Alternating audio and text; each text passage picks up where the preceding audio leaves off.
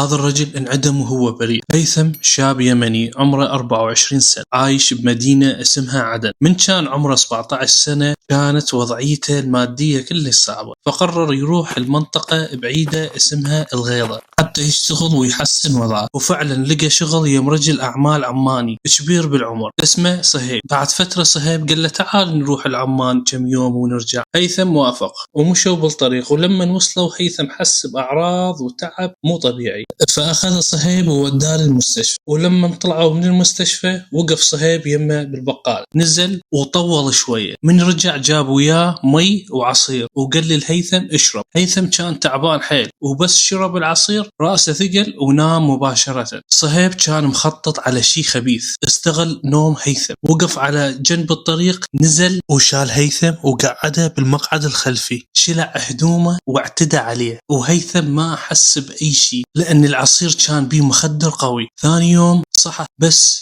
قال يمكن بواسير وما اهتم. بعد كم يوم رجع لليمن، ومرة راح الصهيب وقال له أنا محتاج كم فلس، أريد أسافر عدن وأتزوج. صهيب وافق وانطاه فلوس. سافر هيثم وتونس وتزوج. ولما اجى يرجع اتصل على صهيب وقال له اقدر اجيب زوجتي وياي؟ صهيب قال له حياك الله، اني باكر اجر لك شقة بيها 3 غرف، واحدة الك وزوجتك، واحدة الي لوحدي وواحدة لاختك. هيثم استغرب قال له شنو علاقتك باختي؟ وليش تريد تقعد ويانا اصلا؟ صهيب قال له لا تفهمني غلط، اني اريد اتزوج اختك. هيثم قال له اي تعال دق الباب. وصهيب راح دق الباب وهيثم وافق، وأهله وأخته وافقوا على الزواج. بس طلعت مشكلة، لازم عقد الزواج يوثق بعمان. هنا صهيب رفض لأن ما يريد الزواج يصير رسمي، فقالوا له دام الزواج مو رسمي ماكو زواج. صهيب حقد عليهم، رجع الهيثم وقال له اسمع، أختك تجيبها وياك غصبا عليك، وإذا ما تجيبها أفضحك قدام الدنيا كلها. هيثم استغرب